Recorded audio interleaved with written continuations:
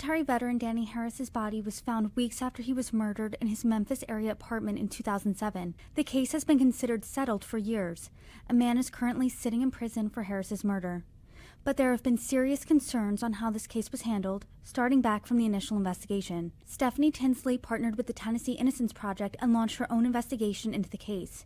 She joins Forbes True Crime to talk about her podcast, Everything They Missed, that details her real-time investigation into the story.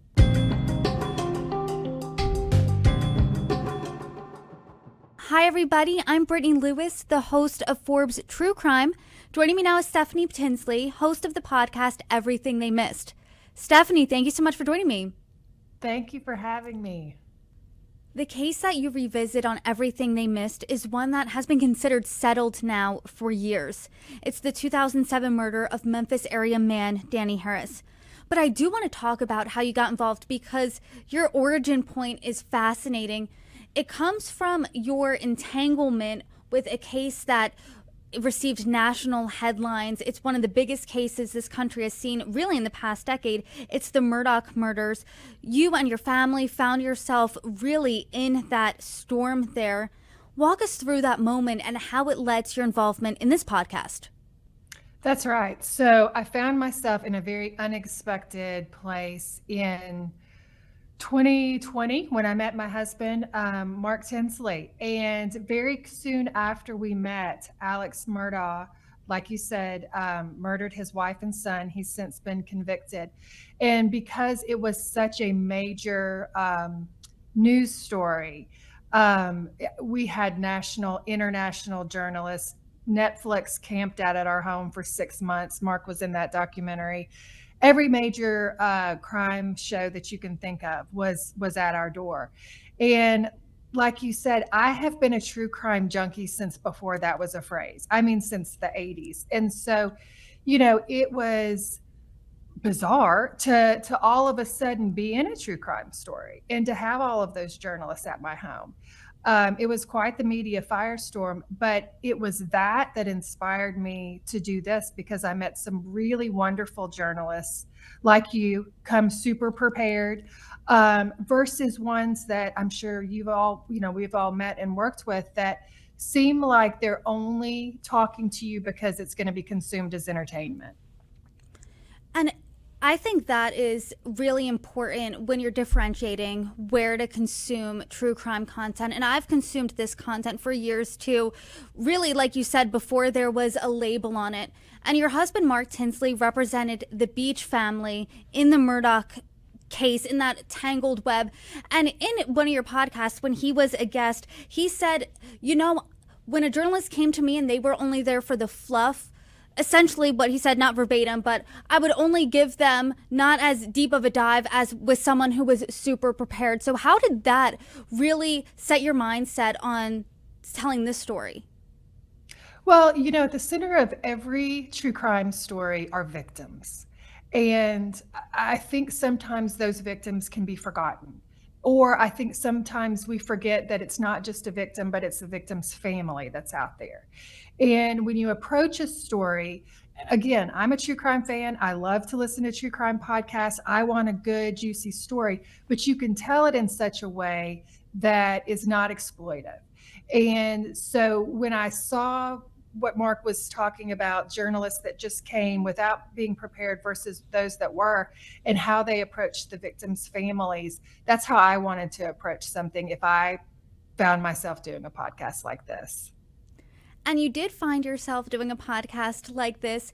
That wasn't your background. Journalism was not your background. Podcast hosting wasn't your background. So what gave you that push to say, you know what, I'm telling this story in this way?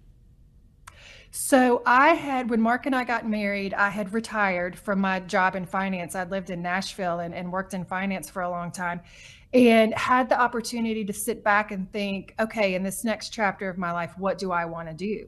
And I told myself, if I found a case and it happened organically, it wasn't forced, then I would go for it. And I had met a lot of people that I felt like could help me along the way. And, I don't believe in coincidences. One day my son got in the car, bless his heart. He was 13 years old at the time. Teenage boys do not talk. So when they do, you listen.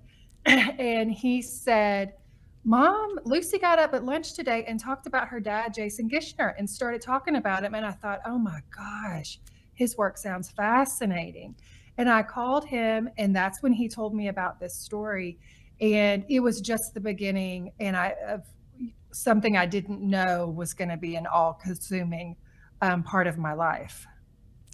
And what was the first detail for you that you decided, there are some serious red flags here. There are serious concerns. I have a lot of questions here. The podcast is called Everything They Missed. So, you're implying that they missed a lot. What stuck out to you? So the first thing is, podcasts are all about the audio. And so if you listen to the very first seconds of episode 1, there is a voice. And when I heard that voice, I thought, that's really intriguing. Where is that person? And the more I learned about the story, like you had mentioned, it was a murder in Memphis. The murder victim, 2 of his sons were in law enforcement, yet it was one of the quickest investigations to close. There was no DNA collected at the scene. It was a very hurried investigation, and you would think it would be just the opposite. If 2 of the sons are in law enforcement, it should have been this super meticulous investigation, yet it wasn't. And within 48 hours of them finding this person's body who had been laying there for 2 months, unattended, unnoticed, within 2 days, they had a confession from a man with a 62 IQ, which is that of a 3rd grader, 27-hour interrogation that was unrecorded. His confession didn't match any of the evidence, yet when he confessed, all of the other investigation they had been doing had just stopped. And a lot of this investigation was around this other person. And so my questions were, why was it such a rushed investigation? Why did the confession you choose to believe didn't match any of the evidence? And why did you let this other person go? And I didn't intend on doing a story about a wrongful conviction. In fact, I was shying away from it because I feel like if you start a story with that, it's a wrongful conviction. Some listeners like me would think, okay, we already know the story, or this is biased, and so what had intrigued me so much about this, if the wrong person went down for this murder, that means the person responsible is still out there. And that's what intrigued me. And so I hired my own private investigator, my own team, and I found this person. And so the rest of the story, and while you'll find next week after episode 6, there'll be a 2-month break, is because I'm going after that person. And this story has really evolved into something I never thought would happen. But it is an extraordinary story. And it's incredible that you went from a career in finance. Now you are full out investigative journalism. That's right. Like you said, you're boots on the ground. You're going after this person. A, how did those skills transfer from one to the other? And B, what is that experience like now deciding, hey, I am fully immersed in this case and I am investigating it with my journalism hat on? So I think a lot of what translated from my past life is I was specifically in venture capital. So it's always talking to people. And that was what I loved the best. And so it was that ability to sit down in front of somebody, and I was pitching them a new startup company, but it was still that level of negotiation and being clear. And so those skills transferred very well. Also just a natural curiosity that I had just always had. I think when you're super interested in something or somebody, that passion comes out. And I didn't know I was a writer. That was a surprise to me. I thought, and I do have a co-writer, but when it got down to the wire and I had to start something and I was just hammering it out, my mother was a writer. And so I realized, oh, wow. So that was new. But it takes a lot of guts to go after somebody. It takes a lot of guts to travel to cities, sit down with people. And I think when you're passionate about something, whether you've been trained or not, it just comes out. And if you're afraid of something, which I have been, I think the need for answers overcomes that. How do you do that? How do you overcome that? Because that is a lot. I know sometimes, as a journalist, you have to ask the important questions, but it comes sometimes you have to take a deep breath before you do it and brace yourself a little bit. I mean, how do you go across the country asking these really tough questions and kind of, it seems like, uncovering a story that people didn't really want to talk about anymore? It seemed like, you know what, that was decided and no more questions, we're done here. So I think you have to ask yourself, if I don't ask these questions, is anybody else going to ask them? And I had gotten to the point, midway through the podcast, that I had uncovered a lot of stuff that was very disappointing to me. And just figuring out, how am I going to tell this story? But then also asking myself, because my family was starting to suffer, my relationships, because I'm taken off to Memphis doing all these things. And, I'm supposed to be shopping with my son or being with my husband. And I had paused and said, what if I stop right now? And the answer to that was, then this story's not going to be told. And I think you could probably agree, as a journalist, if we don't tell it, who's going to? And if I'm afraid, who cares? No one's going to know I'm afraid but me. So we'll just keep going. And you keep investigating this. You talked to a ton of people. You went through everything from the case back then that was available to you. When you're looking at this from when you first heard about the case to right now, when you have just this whole case consumes your life now, I mean, has your perspective changed at all? What does that look like? My perspective on the case is more optimistic than ever. I had places in the investigation that I thought, oh no. But there have been people, only because of this podcast, that have stepped forward. Even 2 nights before the podcast launch on September 5th, 2 nights before a major break in the case happened, somebody sent me a message on X and said, Stephanie, I'm not going to spoil, but Stephanie, this is who I am. I need to talk to you. And it has blown the case wide open, blown it open. And so I'm very optimistic because this person came forward, and I'm very grateful because they would not have come forward if it wasn't for this podcast. And with this podcast, you're working with the Tennessee Innocence Project. Can you talk to us a little bit about that partnership and that organization? So Jason Gishner runs the Tennessee Innocence Project, and it was Jason who my son got in the car and started talking about. So our kids go to school together. So we had, a mom, kind of parent relationship. And that was easy for me to sit down with him because he already knew me. He felt comfortable with me. What he wasn't comfortable with is sharing the details of an open investigation. It's something that's rarely done. I'm married to a trial attorney. You do not talk about open cases. You just don't. And it's not because you want to control the narrative in any other way other than you have one thing to do, and that's to help get your client out of jail. And we can't let anything else interfere with that. So when he sat down and told me this story about Andrew, that was our agreement, is, Stephanie, I will give you exclusive access, unlimited access to my team, everybody in the office. But if anything that you're about to do or uncover hurts any chances that Andrew has of getting a new trial, we have to shut it down. And I understood that. Again, I'm married to a trial lawyer. I understood. And I understood how unusual it was to have this access.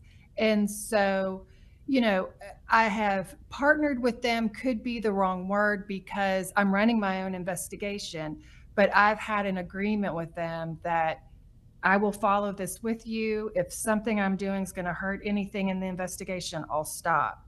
But they have been incredibly gracious, and they have limited time and limited resources.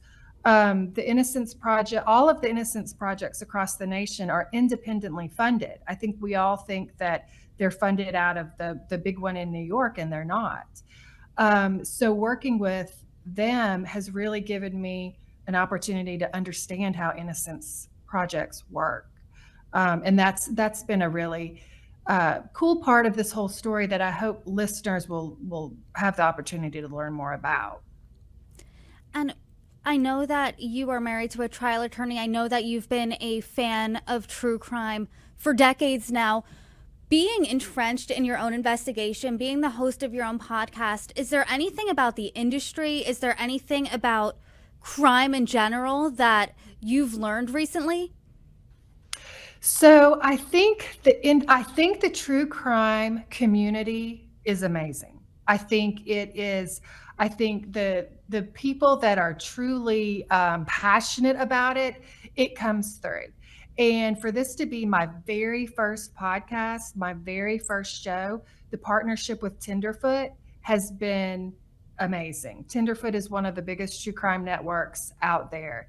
And they have shown me that if you have a case and you're willing to put a lot of hard work and passion up behind it, they are willing to help. And then I went to CrimeCon in Denver in September and found that it's just a really great embracing community.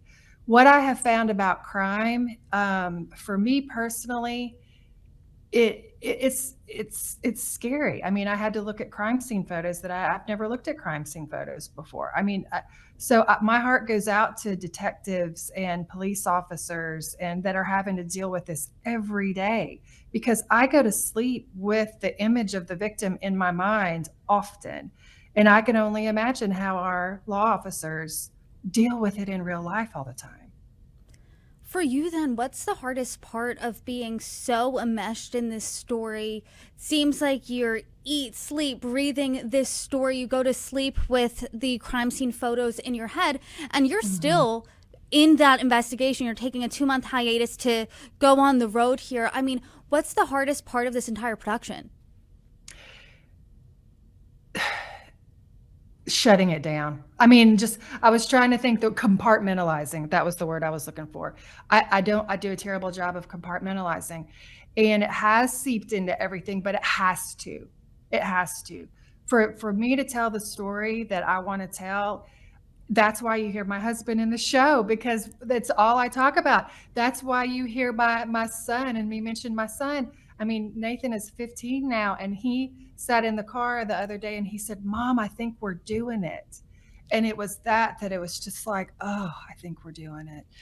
And so I've done a horrible job of compartmentalizing, but I've done an amazing job of bringing my family into it in a way that they are happy to be part of it, and for me to not be as present sometimes as I should be. I mean, it seems like on a personal level, this is coming at such a high cost. You think obviously it's worth it because this is a story that you really want to tell. What do you hope comes out of this? Well, if Andrew Hayes is in prison and doesn't need to be there, if he is innocent, he needs to be out of prison. If the evidence is pointing toward this other person, she needs to be investigated. It's that simple. And there's ways that both can happen. And so that's my goal, is getting justice for Danny Harris.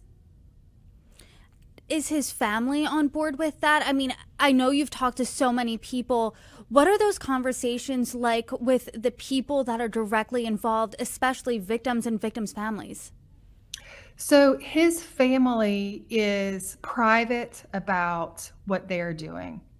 I know that they are active in their own investigation, but they like to remain private. And I respect that and can understand that if it was my father. So I understand that. As far as other investigators and attorneys and experts and family members on Andrew's side, and the suspect's family has come forward and say, we believe that this person did it. We don't believe Andrew did it. We believe that This person did it, and you need to help us go after.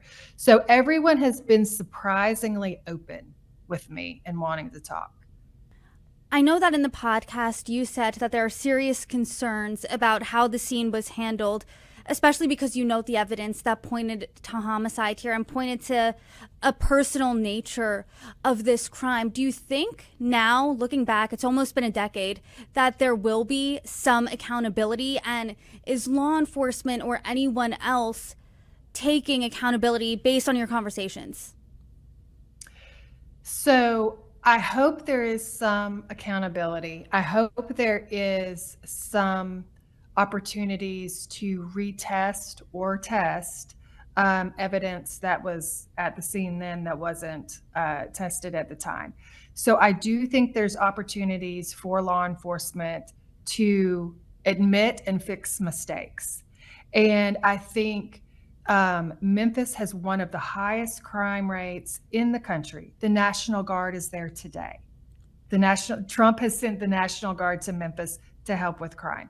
My point in that is these detectives and police officers are overworked. We all make mistakes. My hope is that they acknowledge, or not even acknowledge, they can, that a mistake was made. Let's open this up and try again. No one has to personally put out any, response that they made a mistake.